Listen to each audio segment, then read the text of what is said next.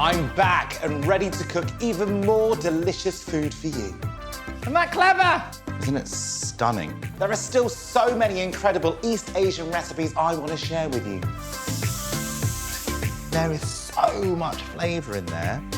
And this time I'm bringing together delicious dishes that will work alone or as a menu. Oh, yeah. Oh, lovely.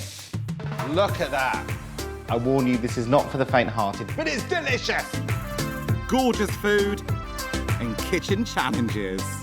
I can't do it. I can't wait. It's time to get your wok on. Boom!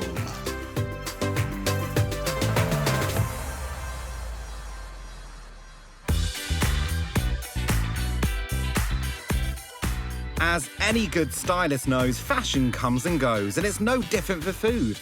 But I think some dishes deserve to remain en vogue because they're just too delicious.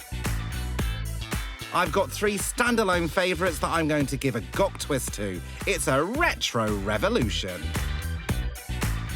The first of my retro dishes is a fish finger sandwich straight out of the 1970s. But this one has a cheeky Southeast Asian layer that will blow it and you away.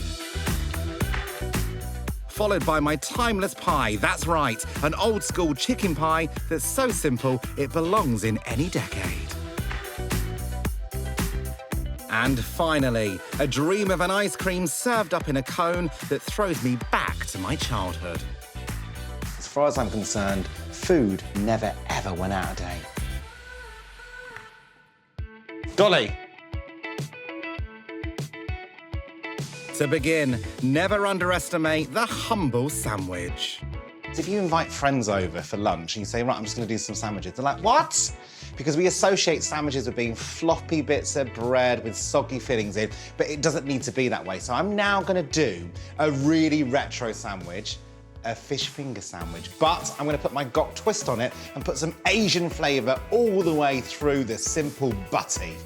You can absolutely use frozen fish fingers here if you like, but I'm making my own. Check me out. I've grabbed some fillets of pollock because it's the perfect type of fish to use. You're looking for a fish that's going to be quite meaty, it's going to hold itself with the fry, and of course you're going to get lots and lots of depth. And pollock is really good for that, and also it's very, very sustainable. And we're going to make a really nice Asian crust. I'm actually going to cut those down ever so slightly because they're a bit too big. I'm looking at the size of that bread right now, because even though it's a retro dish, I'm also going to put a little bit of effort into it. And I'm using scissors because my dad does in the kitchen. When he serves a big bowl of wonton noodles, like a huge serving bowl, he'll, just before we eat, he'll go into the noodles like that with the scissors because it makes it easier to pick up the noodles. For a shallow fry, we need to get some vegetable oil on the go. Probably about ½ centimetre in depth there. My spiced crispy coating could not be simpler. I've got some plain flour here, some eggs that have been beaten up, and also some panko breadcrumbs. Now, these breadcrumbs do exactly the same as a standard breadcrumb, but they're bigger and they're fatter. They use them a lot in Japanese cooking. And I'm actually going to season mine with a little bit of this chili dust, but it's not too hot. It's going to give my fish a really lovely zing. A blend of sesame seeds, chili and pepper, available from Asian supermarkets. The first stage is we're going to coat the fish in plain flour. Then we're going to go into the egg, like that. And then we're going to pick up our panko breadcrumbs. Now, the one thing is with panko breadcrumbs is they're designed to be super crispy. So you don't want the oil to be so hot that it's going to burn the outside before it gets to the fish. Breadcrumbs in bread. You're welcome. Right, here we go.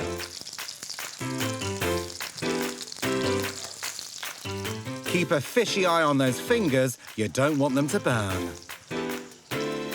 This will only take 5 minutes, so where's that bloomer? I have to say, out of all the Western dishes out there, sandwiches are probably the one thing that I crave the most. Who doesn't love really good white bread? Last job is the mayo to slather all over the bread, but I'm not getting mine out of a jar. Okay, so Japanese mayonnaise. Get it from all the supplies. It basically tastes like mayonnaise, but it's sweet. Then we're going to put in our wasabi. Now, if you don't like wasabi, it's not for everyone, just don't put it in. But I really like it. It's quite powerful. I'm going to give that a really good thorough mix. The Japanese mayo and wasabi are so much easier to buy now than back in the day. So give it a go, I dare you. And that's going to give it some fire, that horseradish fire.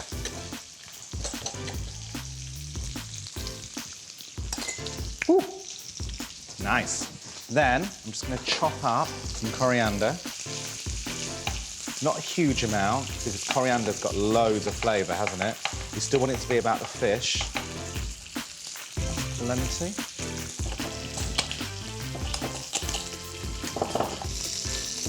Yum, look at that. How crispy that is there. That's the panko. It works so well. So that's our fish finger, and then it's going to be how we construct the sandwich. We're going to have the retro bloomer bread. Who doesn't love this? And it is going to be like one of those sandwiches. You have to just get your mug around. So let's wash our hands up first. You can't have a fish finger sandwich without an iceberg leaf, crunchy leaf running through it. A sumptuous spread of butter. Oh, my mouth is watering. What is it about a sandwich? Mayonnaise with coriander and wasabi. I'm going to push it all to the edges so none of that bread is going to escape. Then I get my fillet of fish, and then crunchy lettuce. This is not just a sandwich. This is a meal, and it's very, very satisfying.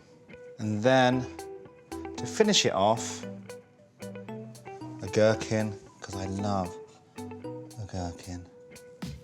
So there you have it, my retro fish finger sandwich with homemade fish fingers with a slight chili crust, with sweet mayonnaise, with coriander, wasabi, and thick white bread. Cheers. Really, really, really good. I mean, forget your water baths and your jus. That's what you want.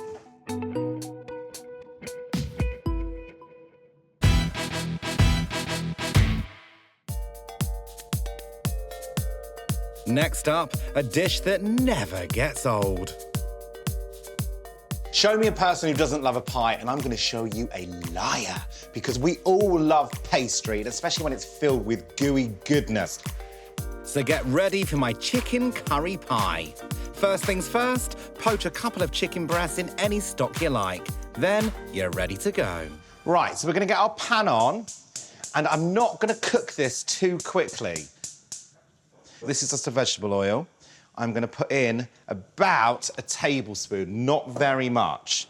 So this isn't your posh rendang, it's not your massaman, it's not a bolty. This is a cheat guide to a pie. And the first thing I'm going to do is I'm going to sauté, which is dead posh for fry, my onions off.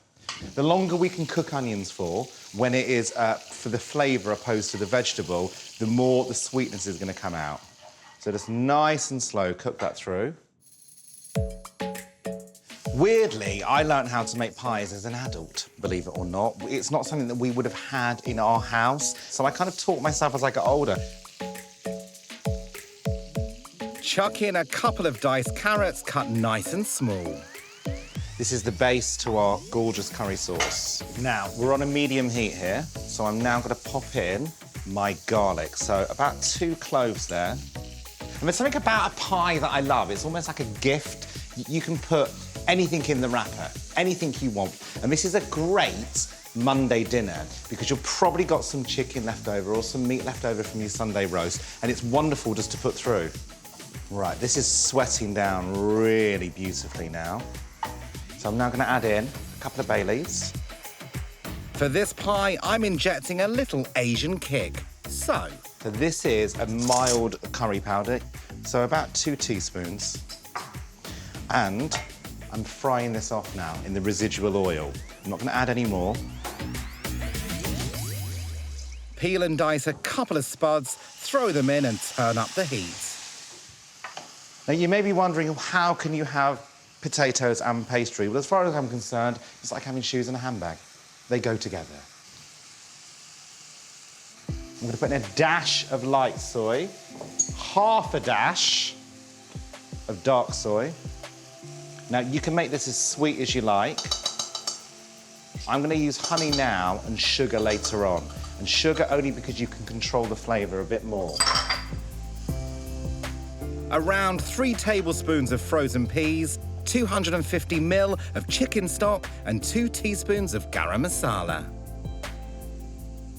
So people, I think that when they're starting to cook curries, they get a bit confused with what's the difference between a curry powder and a garam masala. They're completely different ingredients. It's the difference between milk and cream. They do completely different things. So the properties that you're going to get in a curry powder is going to give you all of that base curry flavour, and the garam masala is all about that spicing on top of it. Often you'll use both of them, so don't be confused. You don't need just one, you need both. Bring that scrummy filling to the boil. While the flavours infuse, I'm going to prep my poached chicken. If you're short on time, just buy in a couple of pre-cooked fillets. So this meat is now going to hold its own in that pie. It's not going to break down too much at all. And I'm just literally shredding this by hand. And in a Chinese restaurant or a Chinese takeaway, there'll be a meat day where you cook all your meats off. You roast off your pork, you do your ducks, you do your chicken, and that meat then sits in containers in the fridge and it's ready to go, because the more that we can prep our food before we cook it for the customers, the better. Right, we've reduced down. Whew, hot. Now, I'm just gonna try this. Get in. It's perfect. It doesn't feel poncy, it doesn't feel like it's in your face, it doesn't feel too posh. It's a chicken curry pie. We're not trying to reinvent Asia here. To thicken, my old trick, a little corn flour mixed with water.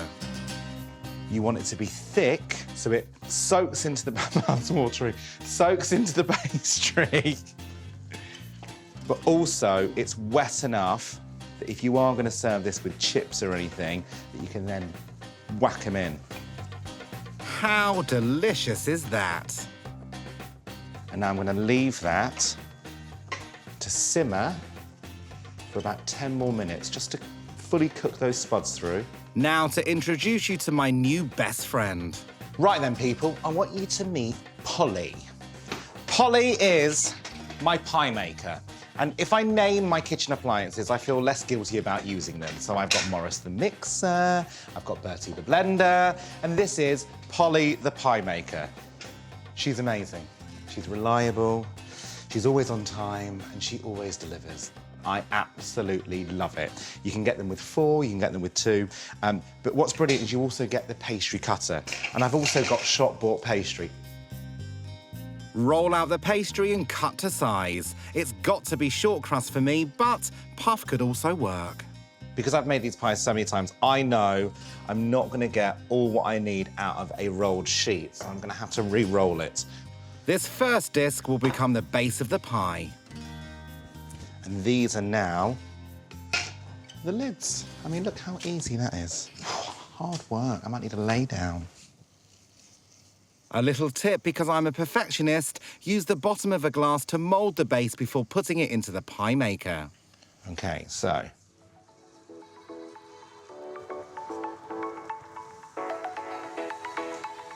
Can you hear that sizzling already? That's the pie pastry being cooked in this very, very clever machine. So go in with your potatoes and your chicken first. That's right, the filling goes in hot. Now, don't overfill your pie. It's going to get really messy otherwise, but you still want it to be to the top of the case. OK, then our lids go on. You don't have to seal it or anything else. The machine does everything. Close it down. Set a timer for 10 minutes.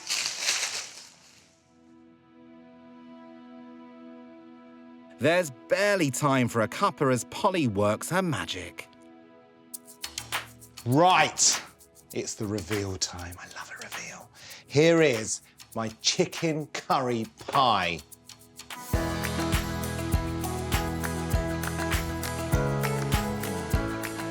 It's so simple. And do you know what? You don't need anything poncy in a pie like this.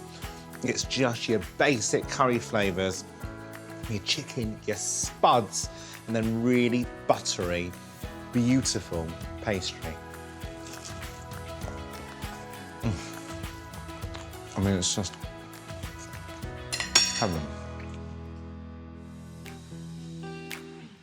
For my final retro dish, ice cream in a cone just like I had as a kid.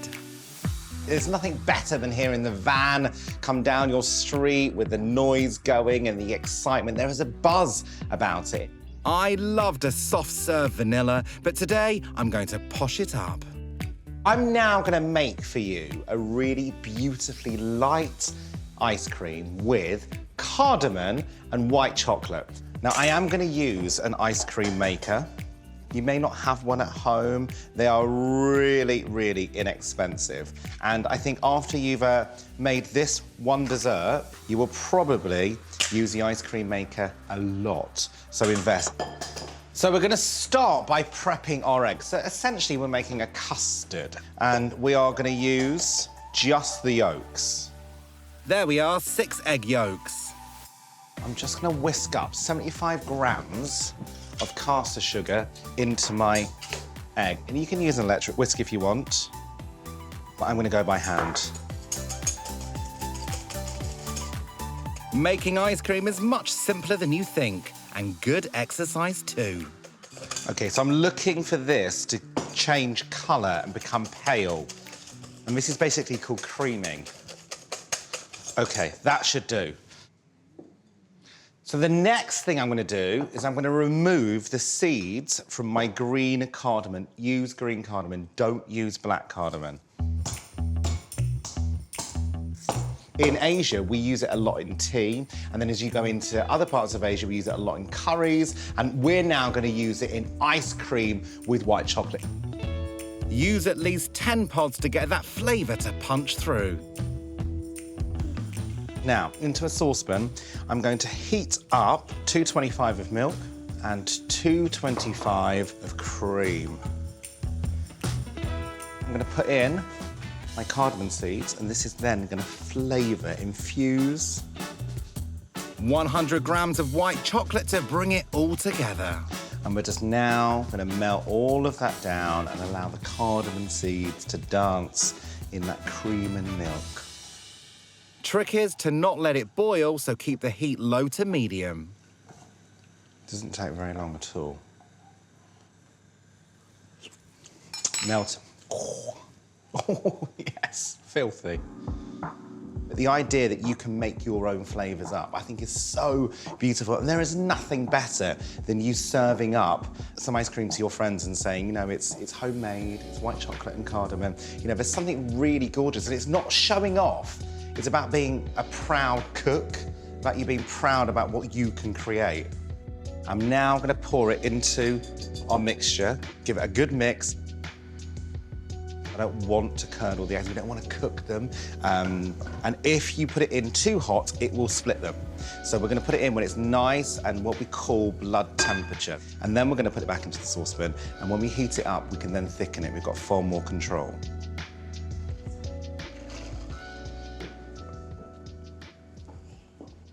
Now it's just starting to thicken now. And I'm keeping it moving. And you want this just on the smallest heat. So I'm just looking for some really runny custard texture. Well, it is a custard, really. And we are done. Pour the mixture into a bowl and pop it in the fridge for half an hour. Get the ice cream maker ready. We're almost there.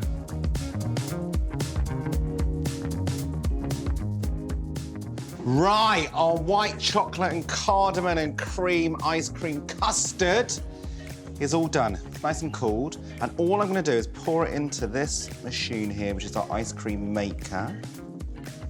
Not to lose or waste any of this gorgeous, creamy, sticky, perfumed goodness. And all we have to do now is wait for the machine to do its trick.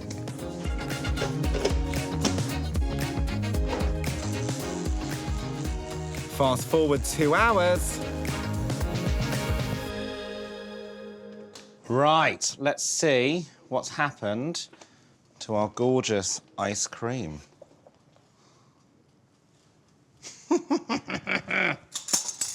Look at that.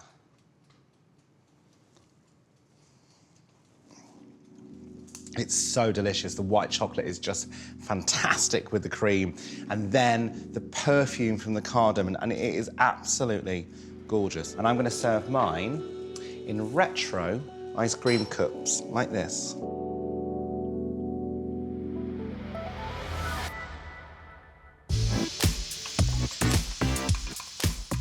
Didn't I tell you it's a retro revolution? 3 favourites of the ages sprinkled with some Southeast Asian magic. My chili-crusted fish finger sarnie with a sweet wasabi and coriander mayo. Chicken curry pie. Perfect with chips, mash, or another chicken curry pie. And finally, my homemade white chocolate and cardamom ice cream. Yum! Oh my God, that's so good. Leave me alone.